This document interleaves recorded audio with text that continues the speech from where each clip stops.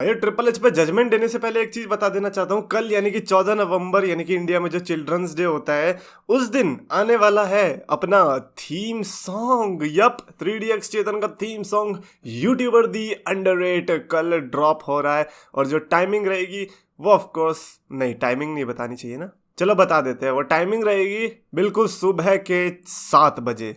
अब प्रिकॉशन के लिए ईयर ड्रॉप्स ले लेना। तो गाइस, जो मैं चैंपियंस ऑफ द वर्ल्ड में हूँ 3DX चेतन। जैसा कि मैंने कहा था कि ट्रिपल एच के राज में हमको ट्रिपल एच को जज भी करना है, तो इसीलिए मैं आप लोगों से जानना चाहता हूँ कि आप लोगों के क्या थॉट्स है। जिसकी शुरुआत कर लेते हैं क्षत्रिय प्रियांशु के कमेंट से, जिसमें उन्होंने ट्रिपल एच के कंट्रोल के प्रोज लिखे। सबसे पहले तो returns of good superstars like Bray Wyatt, Braun Strowman, Karrion Kross, which is a good thing to be honest, क्योंकि विंस मैकमैन के अंडर में ये जो टैलेंट था ये बेफालतू में ही रिलीज कर दिए गए थे। So that's actually a positive thing. Having more wrestling matches नहीं हो रहे हो, बल्कि एक्चुअली में अलग अलग मूव सेट्स भी देखने को मिल रहे हो। Some great creative decisions like every stipulation match at Extreme Rules, adding War Games in Survivor Series, point to be noted my lord, क्योंकि ये डिसीजंस ऐसे हैं जो कि मेरे को ऐसा लगता है कि अगर एक गंदा डिसीजन आ गया तो उनसे ओवरशैडो हो जाती है। बट हमको ये नहीं भूलना चाहिए कि हमें पहले तो ऐसे डिसीजन हो सकता था कि देखने को भी नहीं मिलते। More focus on mid card tag team and women's division, जो कि हमने देख ही लिया क्लियरली, स्पेशली मिड कार्ड के लिए तो भाई साहब वर्ल्ड हैवीवेट चैंपियनशिप के बाहर रहते किस तरीके से इंटरकॉन्टिनेंटल और यूएस टाइटल को इतना बड़ा दिखाया गया, वो तो भाई लेजेंडरी ही है मेरे हिसाब से। क्योंकि जिस तरीके से वो गिरी हुई थी गड्ढे में, उसको बाहर निकालना बड़ा मुश्किल था, पर ट्रिपल एच ने निकाला। तो ये तो पॉजिटिव्स थे उनके अकॉर्डिंग। कॉन्स में उन्होंने लिखा है opening of weekly shows with matches instead of segments. ये तो ट्रिपल एच को समझनी चाहिए कि अगर आप पेपर व्यू दे रहे हो देन उसमें कंप्लीटली डिफरेंट बॉल गेम है, आप वहां पर सारे मैचेस दे सकते हो। बट रॉ और स्मैकडाउन एक ऐसी होती है जहां पर आपको जर्नी दिखानी होती है, आपको वो स्टोरी लाइन। स्पेशली अगर आप मैचेस कम दिखाओगे, सेगमेंट ज्यादा दिखाओगे, वो अच्छी बात है, बट आप वो नहीं कर रहे हो तो एटलीस्ट अब स्टार्टिंग तो इस सेगमेंट से रखनी चाहिए। एक अलग ही फ्रेश फील दे देती है, आपको पता चलता है कि आने वाले शो में क्या होने वाला है। आप शुरुआती मैच से करते हो, आउट ऑफ द प्लेस सा लगता है कि अभी रैंडमली स्टार्ट क्या हो गया, तो वो मैं नहीं चाहता कि मतलब मेरे लिए भी तो वो भी एक कॉन के बराबर ही है। Giving more than needed focus on women's division, I don't think so कि वुमेन्स डिवीजन को उतना फोकस मिल रहा है जितना मिलना चाहिए। या फिर ये भी हो सकता है कि जिन सुपरस्टार्स को इस समय यूज किया जा रहा है वो इस समय रेडी नहीं हो, क्योंकि 6 पैक चैलेंज में भी हमने देखा भी रिसेंट में जो हुआ स्मैकडाउन में, सच लोग उतने इंटरेस्टेड दिखाई दिए नहीं। तो हो सकता है कि आपकी बात भी काफी ट्रू हो। Giving opportunities to some superstars, अब आई डोंट नो कि आप किस सम सुपरस्टार्स की बात कर रहे हो, बट ये तो मैं पहले से मानता हूं कि देखो हर सुपरस्टार को अपॉर्चुनिटी देनी बनती है, लेकिन हर सुपरस्टार चलने वाला नहीं है। और ये चीज ट्रिपल एच को धीरे धीरे पता चल ही जाएगी कि ये नहीं है कि ट्विटर पे किसी ने लिख दिया कि अरे हमने इसको ROH में देखा था, इसको बढ़ाओ, और वो नहीं बढ़ेगा। जरूरी नहीं है कि जो ROH में चल गया वो यहाँ पर भी चलने वाला है। बिग लीग्स है, ऐसे इसको बिग लीग्स नहीं कहा जाता है। Returns of superstars who weren't necessarily needed like हिट्रो, मियायिम, एमा एटसेट्रा। चलो भाई, यहाँ पे हिट्रो का नाम लेके तो आपने अच्छा कर दिया, क्योंकि एक्चुअली में हिट्रो की जरूरत डेफिनेटली नहीं थी। Weekly show should have more segments and story progression than more random matches, that is true. Having rematches in women's division like Alexa and Asuka versus damage control every single, भाई damage control से तो लोग पकी गए सही में। मतलब main event में हर बार कैसे डैमेज कंट्रोल पहुंच जा रही थी, मतलब डैमेज कंट्रोल, सिर्फ डैमेज कंट्रोल नहीं कह रहा हूं, बल्कि उसकी पूरी rivalry with Alexa Bliss, Asuka and Bianca, सबको मैं कह रहा हूं। ऐसा लग रहा है पता नहीं भाई जन्मों जन्मों से राइवलरी चल रही है और ये पता नहीं कब खत्म होने का नाम लेगी।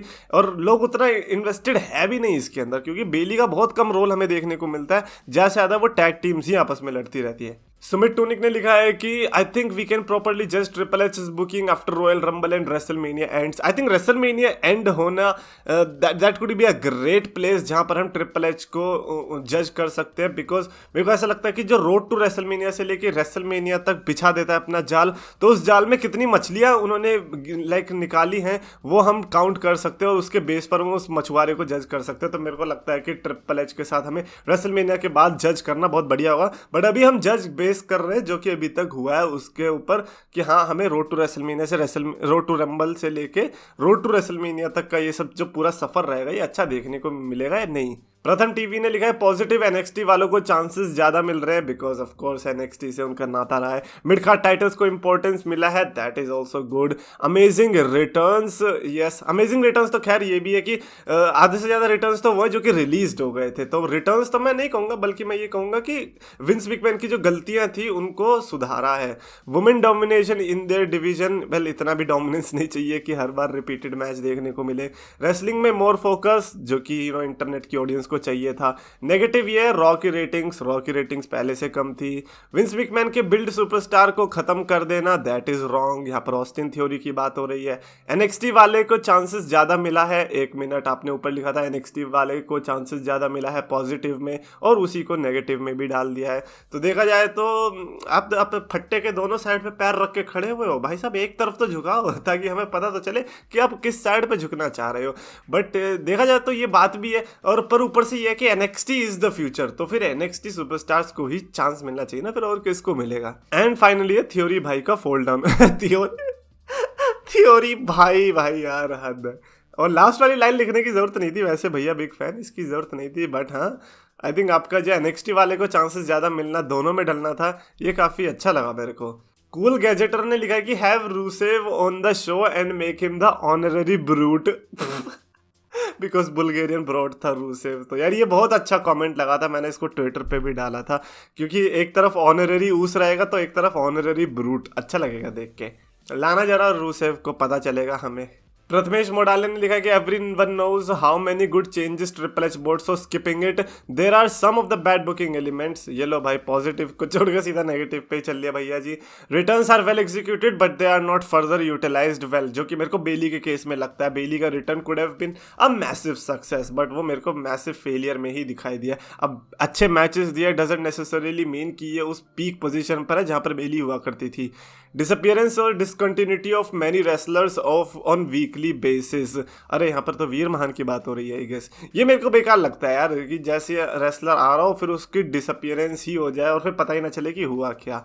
Bray Wyatt is being wasted, मेरे को नहीं लगता कि ब्रे वाइट वेस्ट हो रहा है। Bray Wyatt knows what he is doing, तो ब्रे वाइट के केस में तो मैं कुछ ना ही बोलना प्रेफर करता हूँ, बिकॉज ब्रे वाइट हम सब की पहुंच से बहुत दूर है। जब हमारी सोच खत्म होती है ब्रे वाइट की वहां से शुरू होने लगती है। ब्रॉक लेसनर इज गॉट नर्व्ड, भाई ब्रॉक लेसनर है भाई, कोई फोर्टनाइट की गन थोड़ी है जो नर्व कर दी गई है। But I understand your situation कि आप ब्रॉक लेसनर के फैन हो सकते हो, इसलिए आपको लग रहा होगा। But I think Brock Lesnar का ये वाला कैरेक्टर भी काफी लोगों को कूल लग रहा होगा। For example me, I am definitely loving this Brock Lesnar character.